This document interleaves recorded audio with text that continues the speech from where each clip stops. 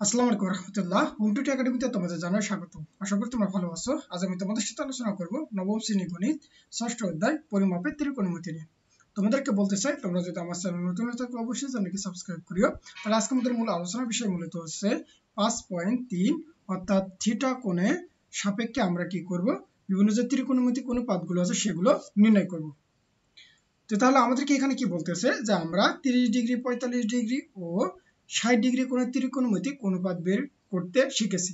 যে চলো আমরা কোণের মান থিটা বা 90 ডিগ্রি হলে ত্রিভুজের আকৃতি কেমন হবে এবং সেই ক্ষেত্রে অনুপাতের মান কিভাবে বের করা যাবে সেই বিষয়গুলো নিয়ে একটু ভাবি। তাহলে ধরো যে এখানে দেওয়া আছে যে ত্রিভুজ এবিসি একটা হচ্ছে কি সমকোণী ত্রিভুজ, অর্থাৎ দেখো এই যে ত্রিভুজ এবিসি একটা কি দেওয়া আছে সমকোণী ত্রিভুজ।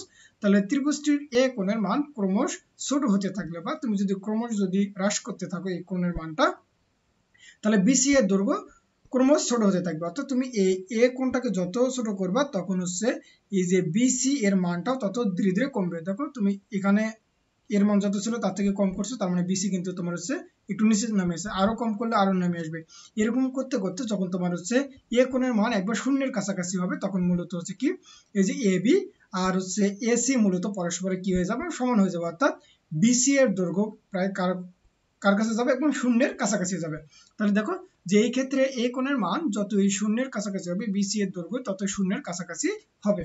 অর্থাৎ তোমার এখানে কোনো অর্থাৎ এ বি আর এসি এই দুটো রেখা মূলত হচ্ছে একই রেখা বরাবর থাকবে, ফলে এখানে তোমার বিসির কোনো দৈর্ঘ্যই পাওয়া যাবে না।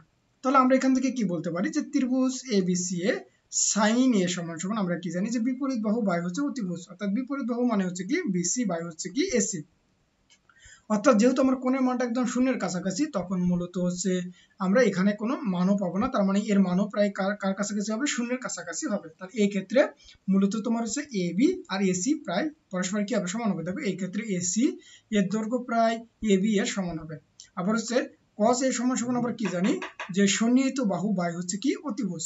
তাহলে এখানে সন্নিহিত বাহু আমার কে মূলত হচ্ছে এ বি আর হচ্ছে অতিভুজ মূলত হচ্ছে কি এসি। তাহলে এর মান প্রায় কত হবে, 1 হবে। তাহলে আমরা কি জানলাম যে সাইন এ সমান সমান আমরা হচ্ছে কত 0 ডিগ্রি পাইলাম, আর কস এ সমান সমান তখন আমরা কত পাইলাম 1 পাইলাম। তাহলে এইবার আমাদেরকে কি বলতেছে এইবার যে এই ধারণাটি আমাদেরকে এ সমান সমান কত 0 ডিগ্রি, এই ক্ষেত্রে সাইন এ ও এবং কজ এ কে সংজ্ঞায়িত করতে সাহায্য করে।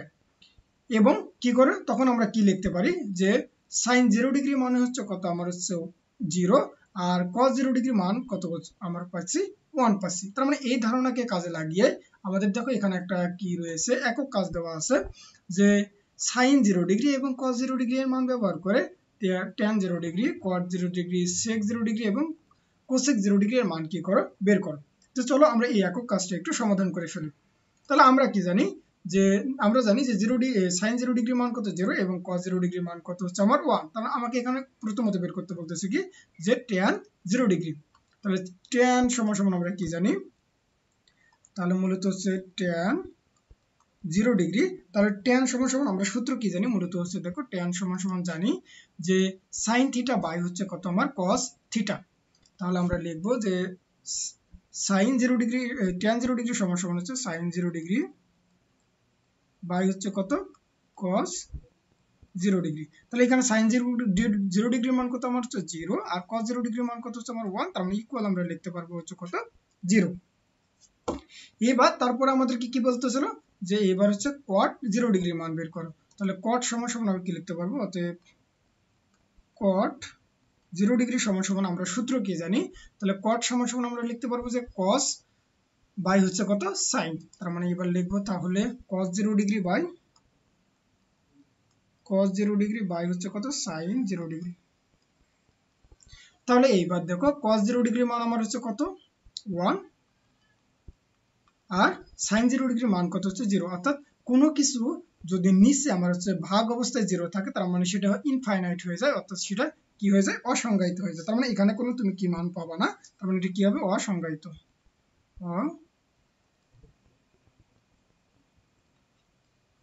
তার মানে এটা অসংজ্ঞায়িত বা ইনফাইনাইট মান চলে আসবে। তারপরে আমাদের কি যে sec 0 ডিগ্রি, তাহলে sec 0 ডিগ্রি এবার sec সমান সমান আমরা কি জানি, তাহলে sec সমান সমান আমরা জানি মূলত হচ্ছে দেখো এই যে 1 বাই কত হচ্ছে cos, 1 বাই কি লিখতে পারবো cos, তার মানে 1 বাই cos 0 ডিগ্রি, তাহলে 1 বাই cos 0 ডিগ্রি। তাহলে এবার 1 বাই যে cos 0 ডিগ্রি মান কত ছিল আমার হচ্ছে 1, তার মানে ইকুয়াল আমরা কত লিখতে পারবো 1 লিখতে পারবো। তাহলে আশা করি এটা বুঝতে পারছো। তারপরে আমাদের হচ্ছে আরেকটা দেওয়া আছে কি যে হচ্ছে cosec 0 ডিগ্রি, তাহলে cosec 0 ডিগ্রি সমান সমান আমরা কি জানি, তাহলে এখানে মূলত হচ্ছে CSC, তাহলে CSC 0 ডিগ্রি, তার মানে যে cosec 0 ডিগ্রি সমান সমান cosec সমান সমান কি জানি যে cosec সমান সমান মূলত হচ্ছে 1 বাই sin, তাহলে এবার লিখবো cosec সমান সমান 1 বাই sin 0 ডিগ্রি।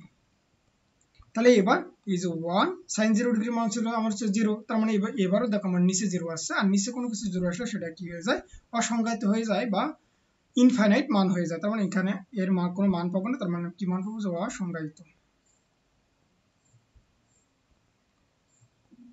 তাহলে এখানে কি পাবো অসংজ্ঞায়িত মান পাবো। তাহলে আশা করি তোমরা বুঝতে পারছো যে আমরা কিভাবে আসলে এই মানগুলোকে ব্যবহার করবো। তাহলে আজকের মতো এই পর্যন্তই, তোমরা সকলে ভালো থাকবে, সুস্থ থাকবে, আল্লাহ হাফেজ।